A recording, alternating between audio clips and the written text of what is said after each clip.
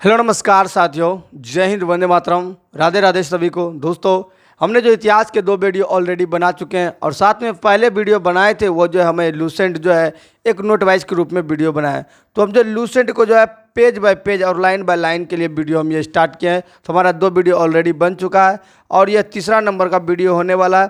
तो आज के वीडियो में जो हम लोग पढ़ेंगे प्राग ऐतिहासिक काल, यानी कि लूसेंट का जो है दूसरा चैप्टर प्राग ऐतिहासिक काल को पढ़ेंगे। लेकिन प्राग ऐतिहासिक काल को पढ़ने से पहले प्राग ऐतिहासिक काल, आदि ऐतिहासिक काल और ये जो ऐतिहासिक काल आता है जिसको इतिहास बोलते हैं, इन तीनों के बारे में पहले डिस्कस कर लेंगे। उसके बाद आगे की ओर चलेंगे जो कि प्राग ऐतिहासिक काल को डिटेल से अब स्टार्ट करेंगे। तो सबसे पहले इतिहास को पढ़ने की दृष्टिकोण से जो 3 भाग में बांटा गया है, कितने भाग में बांटा गया है तो हम आपको यहाँ पढ़ा देते हैं। तो सबसे पहले जो 3 भाग में बांटा गया जिसको पहले कहते हैं प्राक ऐतिहासिक काल, फिर बोलते हैं आदि ऐतिहासिक काल, फिर बोलते हैं ऐतिहासिक काल या फिर इतिहास। ऐतिहासिक काल या फिर इसको बोलते हैं इतिहास। तो प्राग ऐतिहासिक काल में जो है ना हम 2 घटनाओं को पढ़ते हैं। सबसे पहला नंबर में हमारा घटना आता है पाषाण काल का। किसका आता है? तो पाषाण काल का आता है पहला घटना। दूसरा आता है इसमें ताम्र पाषाण काल का। तो इन 2 घटनाओं को पढ़ते हैं। लेकिन ये इसमें होता है क्या है साथियों, ये लिखित रूप से उपलब्ध नहीं है। क्या है? लिखित रूप से उपलब्ध नहीं है। दूसरा नंबर में हम पढ़ते हैं सिंधु सभ्यता को, सिंधु सभ्यता या फिर हड़प्पा सभ्यता को पढ़ते हैं, ठीक है। और ये तो लिखित रूप से उपलब्ध है लेकिन इसको हम पढ़ नहीं पाते हैं, इसको जो है समझ नहीं सकते हैं, पढ़ नहीं सकते हैं। तीसरा नंबर में हमारा आता है ऐतिहासिक काल जिसको इतिहास बोलते हैं। तो ये जो हमारा आता है इसमें हम लोग पढ़ते हैं मॉडर्न हिस्ट्री को, आधुनिक इतिहास को पढ़ते हैं। किसको पढ़ते हैं? आधुनिक इतिहास को पढ़ते हैं, इतिहास को पढ़ते हैं। तो इसमें आधुनिक इतिहास को पढ़ेंगे।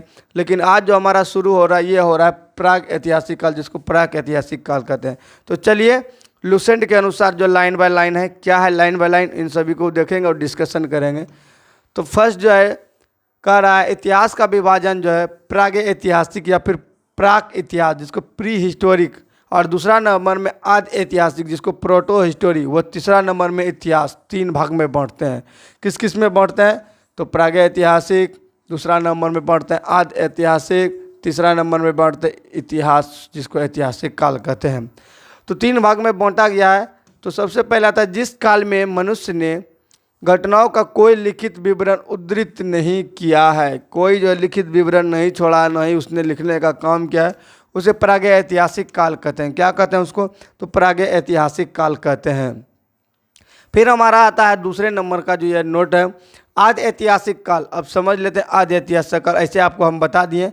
तो उस समय नवपाषाणिक चमकीला धूसर काल को कहते हैं, जिस काल में पूर्वी नवपाषाणिक भूरा लाल लेखन कला के प्रचलन के बाद उपलब्ध लेख पढ़े नहीं जा सकते। देख लीजिए, नहीं पढ़ा जा सकता। लेखन कला तो किया है लेकिन उसको पढ़ नहीं पाते हैं। जिसमें हम लोग सिंधु सभ्यता, हड़प्पा सभ्यता को पढ़ते हैं, उसको आदि ऐतिहासिक काल कहते हैं। फिर अगला है मानव विकास के उस काल को इतिहास कहते हैं जिसका विवरण लिखित रूप से उपलब्ध है। इतिहास उसको कहते हैं जिसका जो लिखित रूप से क्या है, विवरण उपलब्ध है, उसको इतिहास कहते हैं। तो चलिए आगे की ओर बढ़ते हैं। इस तरह से इतिहास के 3 भागों को हमने समझा और आज का जो है ये स्टार्ट होने वाला है। तो हम लोग जो है पढ़ेंगे अब प्राग ऐतिहासिक काल की घटना जिसमें पाषाण काल, ताम्र पाषाण काल, इन सभी के बारे में आते जाएगा। तो जैसा कि यहाँ देख सकते हैं कि जो ज्ञानी मानव जिसको कि होमोसेपियंस का प्रवेश, क्या बोलते हैं उसको? होमोसेपियंस बोलते हैं। इसका प्रवेश जो इस धरती पर आज से लगभग 30 या 40 हज़ार वर्ष पूर्व हुआ था। ज्ञानी मानव होमोसेपियंस का जो है यहाँ पर आगमन जो हुआ था 30 या 40 हज़ार वर्ष पूर्व हुआ था। पूर्व पाषाण युग या फिर पूरा पाषाण के मानव की जीविका का मुख्य आधार शिकार था। यह जो पूरा पाषाण काल के मानव का पूरा पाषाण जो था, पाषाण काल को भी जो है 3 भाग में बांटा गया। पूरा पाषाण काल, फिर बांटा गया नव पाषाण काल, पाषाण काल, इस तरह से बांटा गया। तो यह पूरा पाषाण काल के मानव की जीविका जो था वह शिकार करना था।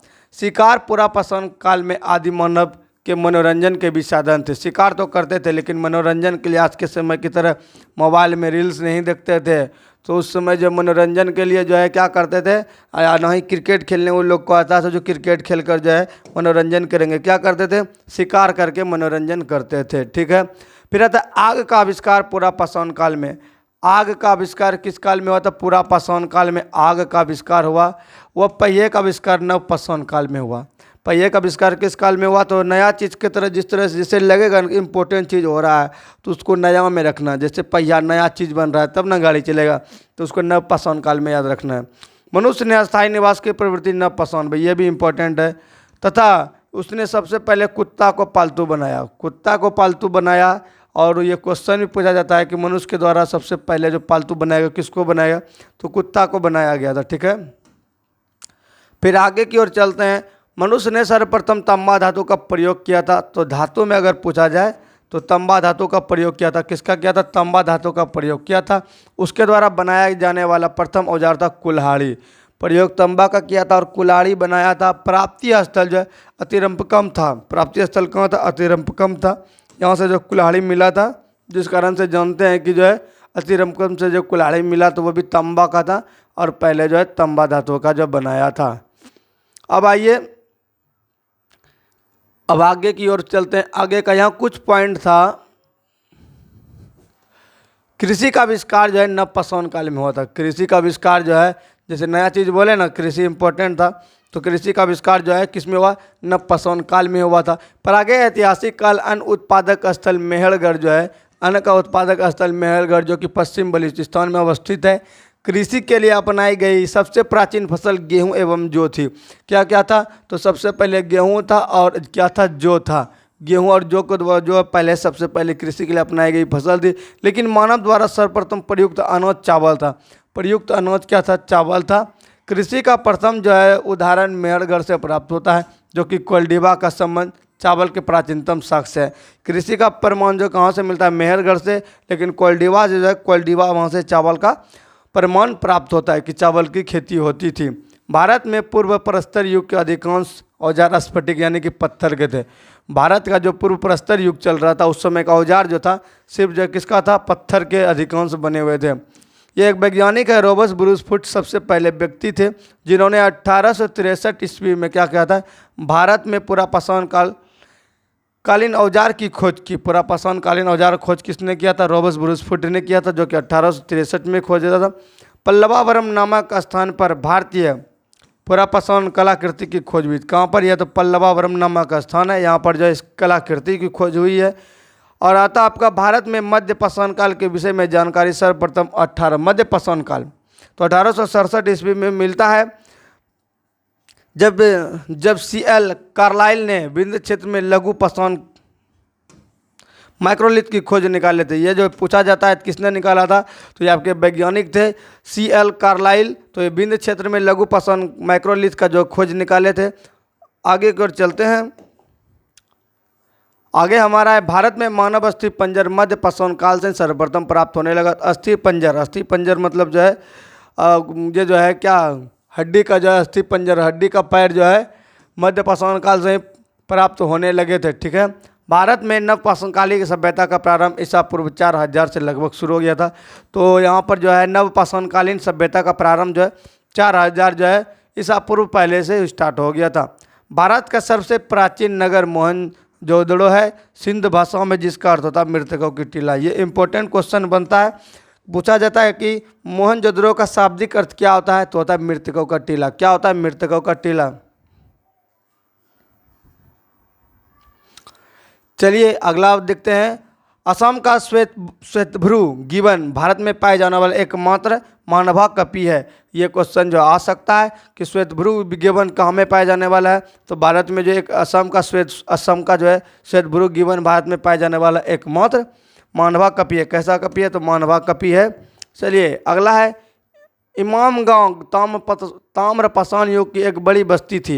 ये जो इमाम गांव था यह क्या था? ताम्र युग का एक बड़ी बस्ती थी। इसका संबंध जो जारवे संस्कृति से, ये पूछा जाता है कि इमाम गांव का संबंध किस संस्कृति से, तो जारवे संस्कृति से है। भारत में शिवालिक पहाड़ी से जीवाश्म का प्रमाण मिलता है। तो भारत में जो शिवालिक पहाड़ी है तो वहाँ से क्या होता है? जीवाश्म का प्रमाण मिलता है, ये आपको याद रखना है। उसके बाद आता है वर्ष 1867 या 68 में पहली बार भारत में शैल चित्रों की खोज आर्कीबोल्ट कार्लाइल ने की थी। किसने किया था? आर्कीबोल्ट कार्लाइल ने जो किसका खोज किया था? शैल चित्र का खोज किया था। भीमबेटका ये एक बहुत इंपॉर्टेंट है, इससे क्वेश्चन बहुत बनता है, जिसको भीमबेटका गुफा पूरा पाषाणिक आवासीय पुरा स्थल है। और जो ये आदि मानव द्वारा बनाए गए शैल चित्रों में और शैलाश्रयों के लिए प्रसिद्ध है। इन चित्रों को पूरा पाषाण काल में मध्य पाषाण काल के समय का जो माना जाता है। साथ साथ में यह जो है इसके लिए यह चित्र भारतीय उपमहाद्वीप में मानव जीवन के लिए प्राचीनतम चिन्ह है। यह मध्य प्रदेश के रायसेन जिले में, ये भीमबेटका कहाँ पर, तो मध्य प्रदेश के रायसेन जिले में स्थित है। इसकी खोज जो है 1957-58 में डॉक्टर विष्णु श्रीधर वाकनकर द्वारा खोजी गई थी। तो ये आपको शॉर्ट में याद रखना है, विष्णु श्रीधर के द्वारा जो खोजा गया था भीमबेटका गुफा। और भीमबेटका क्षेत्र भारतीय पुरातत्व सर्वेक्षण भोपाल मंडल के ने अगस्त 1990 में राष्ट्रीय महत्व का स्थल घोषित किया। इसके बाद जुलाई 2003 में, ये इंपॉर्टेंट है, यूनेस्को ने इसे विश्व धरोहर स्थल घोषित किया। तो विश्व धरोहर स्थल घोषित किया यूनेस्को ने किसको, तो भीमबेटका को कब किया था, 2003 में किया था। फिर आता है भारत में मनुष्य संबंधी सबसे पहला परमाणु नर्मदा घाटी में मिला है। तो मनुष्य संबंधी जो परमाणु मिला कहाँ पर मिला है, नर्मदा घाटी में मिला है। नोट में आइए कुछ देखते हैं, इंपॉर्टेंट है। तो भारतीय नागरिक सेवा के अधिकारी रिजले, ये कौन था, रिजले था, प्रथम व्यक्ति था जिन्होंने क्या किया था, तो जिन्होंने क्या किया, प्रथम बार वैज्ञानिक आधार पर जो भारत की जनसंख्या का क्या किया था, जनसंख्या का विभेदीकरण किया था, विभेदीकरण किया था रिजले ने। उसके बाद चलते हैं आगे की ओर, आगे क्या कह रहा है, आगे का लाइन। तो यहाँ तक जो हमने पढ़ लिया एक साथ में एकदम शॉर्ट नोट्स में, इसमें जो पूरा शॉर्ट नोट्स में दिया था, जिसमें कि हम लोग पढ़ लिए प्राग ऐतिहासिक काल। प्राग ऐतिहासिक काल में जो इसी में आ गया, तीनों पढ़ लिए, पूरा पाषाण, नव पाषाण, मध्य पाषाण, साथ साथ में पढ़ लिए हम लोग इसमें ताम्र पाषाण भी पढ़ लिए, ताम्र के बारे में भी पढ़ लिए। तो अब चलिए पढ़ते हैं, आगे की ओर चलते हैं। अगला हमारा सिंधु सभ्यता। तो सिंधु सभ्यता जो पढ़ते हैं आदि ऐतिहासिक काल में पढ़ते हैं, यानी कि बीच वाले पीरियड में पढ़ते हैं। तो चलिए स्टार्ट करते हैं, सिंधु सभ्यता को भी इसी वीडियो में कवर कर लेते हैं। तो सिंधु सभ्यता,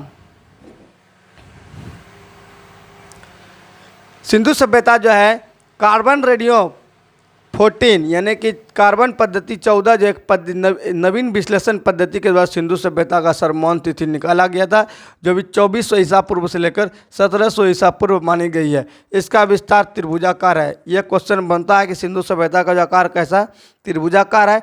और ये 2400 ईसा पूर्व से लेकर 1700 ईसा पूर्व, कहीं कहीं 1750 दिया रहता है, तो 1700 ईसा पूर्व तक मानी गई है कार्बन 14 एक नवीन विश्लेषण के आधार पर। ये जो नोट में दिया गया कार्बन पद्धति 14 जो ये जो कैसे प्राप्त होता है उसके बारे में, चलिए इसको भी देखते जाएंगे। तो तिथि निर्धारण की कार्बन पद्धति जो है 14C14 की खोज अमेरिका के प्रसिद्ध रसायन शास्त्री थे VF लिबी, किसके द्वारा, VF लिबी के द्वारा 1946 ईस्वी में की गई थी। इस पद्धति से जिस पदार्थ का जो है कार्बन की मात्रा जितनी कम रहती है वो पदार्थ उतना ही प्राचीन माना जाता है। इसमें होता क्या है, कार्बन की मात्रा निकाली जाती है, जितना कार्बन कम रहेगा उतना पुराना चीज़ रहेगा। आगे सिंधु सभ्यता का खोज जो 1921 में राय बहादुर दयाराम साहनी ने खोजा था। सिंधु सभ्यता को खोज के किया था, तो राय बहादुर दयाराम साहनी याद रखना है, सिंधु सभ्यता की खोज किया था। सिंधु सभ्यता को आदि ऐतिहासिक काल आपको बताया था, आदि ऐतिहासिक काल जिसको कि प्रोटो हिस्टोरिक अथवा जो कांस्य युग, ये इंपॉर्टेंट है, ब्रोंज जिसको कांस्य युगीन सभ्यता भी कहते हैं, इसमें रखा जाता है। इस सभ्यता के मुख्य निवासी द्रविड़ एवं भूमध्य सागरीय थे, द्रविड़ एवं भूमध्य सागरीय थे सिंधु सभ्यता का जो है निवासी। साथ साथ में सर जॉन मार्शल भारतीय पुरातत्व सर्वेक्षण विभाग के तत्कालीन महानिदेशक ने 1924 में सिंधु घाटी सभ्यता का नाम एक उन्नत नगरीय सभ्यता में पाए जाने की विधिवत घोषणा की।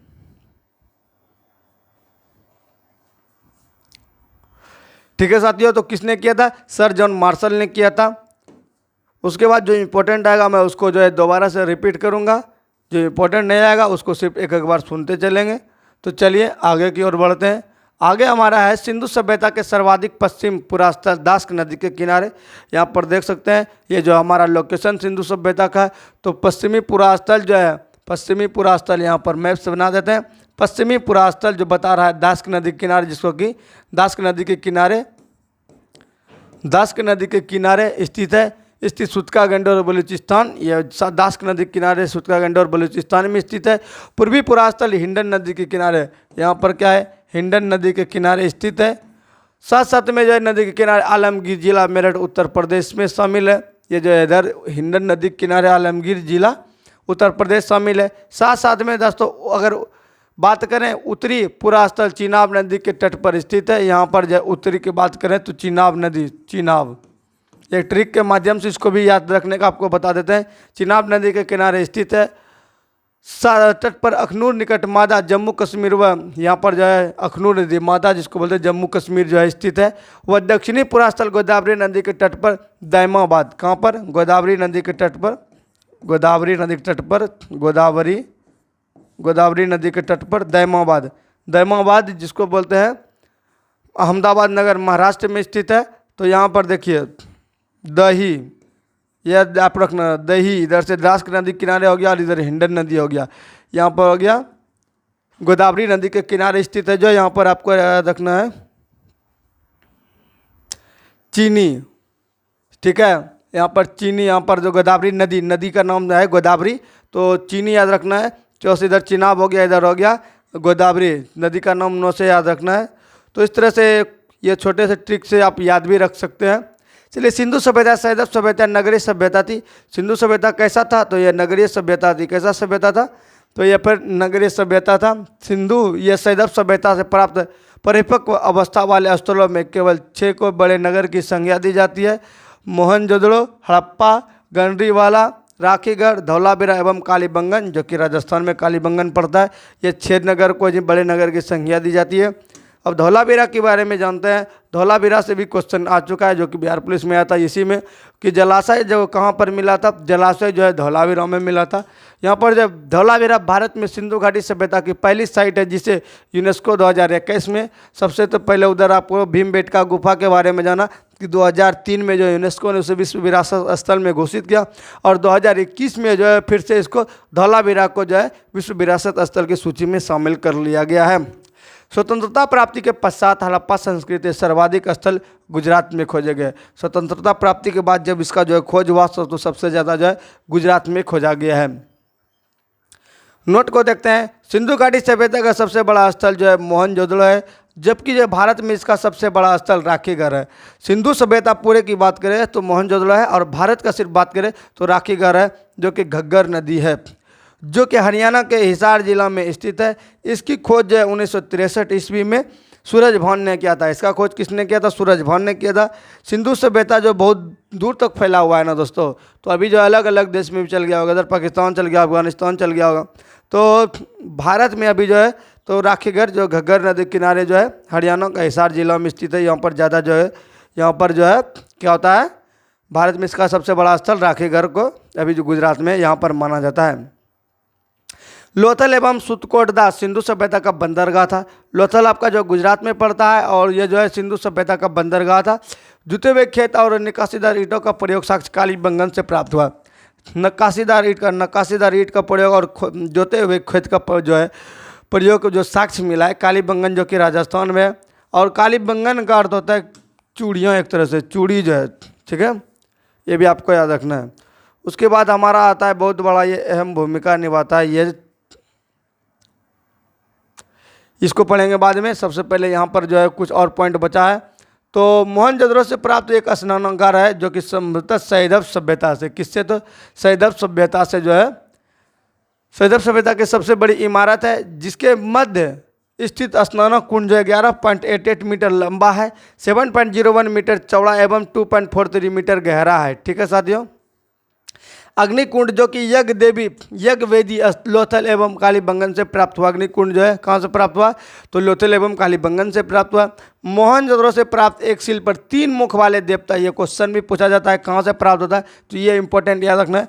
मोहनजोदड़ो से क्या प्राप्त हुआ है, तो 3 शिल्प, क्या एक शिल्प पर 3 मुख वाले देवता, जिसको पशुपतिनाथ कहते हैं, मूर्ति मिली है। क्वेश्चन जब घुमा के पूछता है तो उस समय जो बहुत ज़्यादा कन्फ्यूजन हो जाता है कि आखिर आंसर इसका क्या था, मोहनजोदड़ो था, हड़प्पा था, क्या था, बहुत ज़्यादा कन्फ्यूजन। तो मोहनजोदड़ो से तो 3 मुख वाले देवता, जिसको पशुपतिनाथ की मूर्ति मिली है, इनके चारों ओर हाथी, गेंडा, चीता एवं जो भैंसा विराजमान है। चारों ओर क्या है, तो हाथी, गेंडा, चीता, यह सब जो कहाँ से, मोहनजोदड़ो से प्राप्त हुआ है। मोहनजोदड़ो से एक नर्तकी भी प्राप्त हुआ, जो कि किसका था, कांच से मूर्ति मिली है, नर्तकी का। ठीक है, ये दोनों याद रखना है। पशुपतिनाथ का मूर्ति, गेंडा चीता सब बला, और जो है ये मोहनजोदड़ो से नर्तकी, ये दोनों का मिला, मोहनजोदड़ो से मिला। हड़प्पा की मोहरों पर सबसे अधिक एक श्रृंगी पशु का अंकन मिलता है। श्रृंगी पशु की बात करें तो हड़प्पा की मोहर पर मिलता है, ठीक है। यहाँ से प्राप्त एक आयताकार मोहर से स्त्री के गर्भ से जो है निकलता पौधा दिखाया गया है। यहाँ पर एक जो है क्या प्राप्त हुआ है, तो यहाँ पर जो है एक मोहर प्राप्त हुआ है जो स्त्री के गर्भ से क्या होता है, पौधा निकलता हुआ दिखाया गया है, ठीक है। उस समय जो है ऐसा फोटो बनाया गया था। मनके बनाने के कारखाने लोथल एवं चंद्रहुदरों से, मनका कहाँ से बनाते थे, तो लोथल एवं चंद्रहुदरों से मिलता था। सिंधु सभ्यता की लिपि भावचित्रात्मक थी। ये सिंधु सभ्यता की लिपि कैसा था, भावचित्रात्मक था। वो जो है ना लिखते नहीं थे, मतलब भाव एक तरह से बना देते, ये आदमी हो गया, ये हमारा गाय हो गया, इस तरह से गाय बना देता था, गाय हो गया और इसको रस्सी पकड़ा दिया, इस तरह से भावचित्रात्मक थी।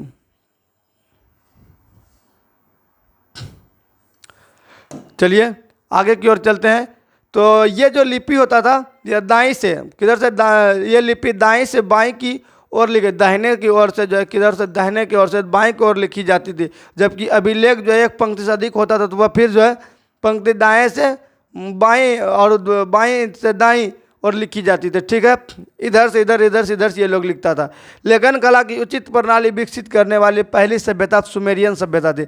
लेखन कला जो लिखा हुआ था सबसे पहले जो प्रचलित किया ये सुमेरियन सभ्यता ने किया था, सुमेरिया सभ्यता जिसको कहते हैं। सिंधु सभ्यता के लोगों ने नगरों तथा घरों के लिए विन्यास के लिए ग्रिड पद्धति अपनाई, ये इंपॉर्टेंट है। किस पद्धति को अपनाया था, तो ग्रिड पद्धति को अपनाया था। सिंधु सभ्यता का घर बनाने के लिए कौन सा पद्धति अपनाया था, तो ग्रिड पद्धति को अपनाया था। किस पद्धति को अपनाया था, तो ग्रिड पद्धति को अपनाया था।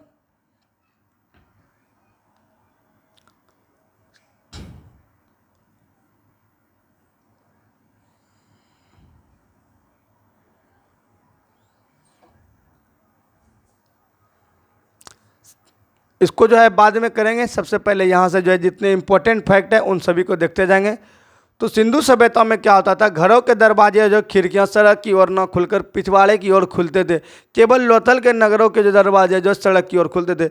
सिंधु सभ्यता में जो है इस सभ्यताओं में क्या था, तो आगे की ओर दरवाज़ा नहीं खुलता था, तो पीछे की ओर दरवाज़ा और खिड़की खुलता था। और ये सिर्फ वहीं पर खुलता था जहाँ सिर्फ लोथल नगर के दरवाजे खुलता था, ठीक है। सिंधु सभ्यता में मुख्य फसल जो था गेहूं एवं जौ था। क्या था, गेहूं एवं जौ था। सैदबवासी मिठास के लिए शहद का प्रयोग करते थे। मिठास के लिए किसका प्रयोग करते थे, तो मिठास के लिए जो है शहद का प्रयोग करते थे सिंधु सभ्यता के लोग। फिर है मिट्टी से बने बर्तन का शक जो बनवाली से मिला है। कहाँ से मिला है, बनवाली से।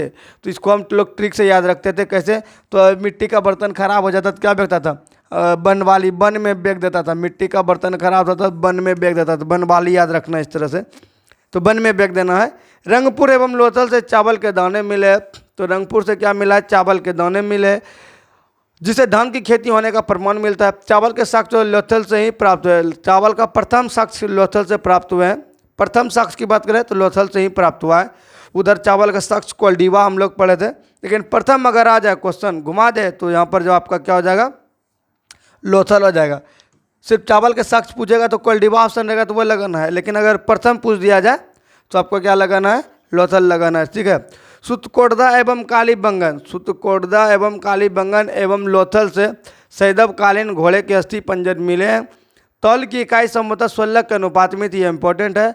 साथ साथ में सैदब सभ्यता के लोग यातायात के लिए 2 पहिया एवं 4 पहिया वाली बैलगाड़ी या भैंसा गाड़ी का प्रयोग करते। सोच सकते हैं उस समय जो है बैलगाड़ी और भैंसा गाड़ी बना लिए थे और घूमते फिरते थे। सिंधु काल में विदेशी व्यापार, आयातित वस्तु और प्रदेश, तांबा जो है खेतड़ी बलूचिस्तान ओमान से जो है आयातित होता था। और उसके बाद है चांदी जो अफगानिस्तान ईरान, सोना जो है कर्नाटक अफगानी ईरान, टीन अफगानिस्तान ईरान, गोमेद सौराष्ट्र, लाजवर्त मेसोपोटामिया, शीशा जो है ईरान। ये सब क्या है, ये आयातित वस्तु आता था। और जो है यह क्या, ईरान, यह जो है प्रदेश किस किस जगह से यहाँ पर आता था। तो ये जो इतना इम्पोर्टेंट नहीं है, इसका क्वेश्चन तो हमको अभी तक नहीं मिला है। और कुछ पॉइंट बचा है। मेसोपोटामिया के अभिलेखों में वर्णित मेहुला शब्द, ये मेहुला शब्द जो बहुत इंपॉर्टेंट है। मेहुला शब्द का अभिप्राय किससे है, सिंधु सभ्यता से। मेहुला शब्द का अभिप्राय पूछा जाए तो सिंधु सभ्यता से है। सभ्यता हड़प्पा संस्कृति का शासन वणिक वर्ग के हाथों में था। किसके हाथों में था? वणिक वर्ग के हाथों में था। पिग्गट ने हड़प्पा एवं मोहनजोदड़ो को एक विस्तृत साम्राज्य की जुड़वा राजधानी बताया। तो जुड़वा राजधानी जो बताया किसने बताया? पिग्गट ने बताया। किसका किसका? तो यह जो है किसका किसका? पिग्गट ने हड़प्पा एवं मोहनजोदड़ो को जुड़वा राजधानी के एक विस्तृत साम्राज्य की जुड़वा राजधानी बताया। सिंधु सभ्यता के लोग धरती को उर्वरा देवी मानकर जो उसकी पूजा करते थे, धरती माता की पूजा करते थे उर्वरा देवी मानकर। वृक्ष पूजा एवं शिव पूजा के लिए प्रचलन के साथ जो है सिंधु सभ्यता से मिलते हैं। वृक्ष की पूजा भी करते थे, साथ साथ में जो ये लोग सिंधु सभ्यता से प्राप्त होते। वृक्ष एवं शिव पूजा दोनों का जो है करते थे और धरती को उर्वरा देवी मानकर तो करवे करते थे। स्वास्तिक चिन्ह सभ्यता हड़प्पा सभ्यता की देन है। स्वास्तिक जो हम लोग देखते हैं ये हड़प्पा सभ्यता की देन है। इस चिन्ह से सूर्य उपासना का अनुमान लगाया जाता है। सिंधु घाटी के नगरों में किसी भी मंदिर में अवशेष नहीं मिले, तो मंदिर का जो अवशेष नहीं मिला, हो सकता है घर में पूजा करता होगा। सिंधु सभ्यता में मातृ देवी की उपासना सर्वाधिक प्रचलित थी। पशुओं में कुबड़ सांड वाला इस सभ्यता के लोगों के लिए विशेष पूजनीय था। कुबड़ सांड वाला, सांड जो है भोलेनाथ समझकर, जैसे हम लोग अभी भी जय भोलेनाथ बोलते हैं, तो कुबड़ सांड जो है यहाँ पर भी जो है पूजनीय था। स्त्री मृण मूर्तियाँ, मिट्टी की मूर्तियाँ अधिक मिलने से ऐसा अनुमान लगाया जाता है कि सैदव सभ्यता समात्री सत्तात्मक था। सैदववासी सूती एवं ऊनी वस्त्रों का भी प्रयोग करते थे। ठीक है, साथ में कुछ और थोड़ा सा बच गया है, इसको देख लेते हैं। मनोरंजन के लिए सैदववासी मछली पकड़ना, शिकार करना, पशु पक्षियों को आपस में लड़ाना, चौपार और पासा खेलना आदि साधनों का प्रयोग करते थे। सिंधु सभ्यता के लोग काले रंग से जो डिजाइन किए हुए लाल मिट्टी के बर्तन बनाते थे। सिंधु सभ्यता के लोग तलवार से परिचित नहीं थे। इसका मतलब है कि मारपीट वहाँ पर नहीं होता था, इस कारण तलवार से परिचित नहीं थे। युद्ध उद्ध का कोई वहाँ पर कोई रीजन नहीं था, इस कारण जो है वहाँ पर तलवार का प्रयोग नहीं करता होगा। कालीबंगन एकमात्र हड़प्पा कालीन स्थल था जिसका निचला सामान्य लोगों को रहने हेतु था। कालीबंगन कैसा था? तो सामान्य लोग को रहने के लिए निचला हिस्सा दिया जाता था। जो भी किले से घिरा हुआ रहता था। कालीबंगन का अर्थ था काली चूड़ियाँ, आपको पहले भी बताए थे। यहाँ से पूर्व हड़प्पा अस्त्रों की खेत जोते जाने और उसे अग्नि पूजा की प्रथा प्रमाण मिले हैं। प्रथा एवं वेश्यावृत्ति सैदव सभ्यता में प्रचलित, ये प्रथा जो है ये सैदव सभ्यता में भी प्रचलित था। सबों को जलाने एवं गाड़ने यानी दोनों प्रथा प्रचलित थी। साथ साथ में हड़प्पा में शवों को दफनाने जबकि मोहनजोदड़ो में जलाने की प्रथा थी। लेकिन तब फिर भी आपको यहाँ पर कन्फ्यूजन करेगा, जब यहाँ पर जलाने की प्रथा थी तो वहाँ पर मृतकों का टीला कैसे मिला है? तो हो सकता है कोई रीज़न रहा होगा। लोथल एवं कालीबंगन से युग में समाधि मिली है। सैदव सभ्यता के विनाश का संभवतः सबसे बड़ा कारण था कि बाढ़ ज़्यादा आया होगा, जिस कारण से वो पूरा का पूरा जो है सभ्यता भस गया होगा। आग में पकी हुई मिट्टी को टेराकोटा कहा जाता है। तो यहाँ पर जो है हमने पूरा का पूरा डिस्कस कर दिया।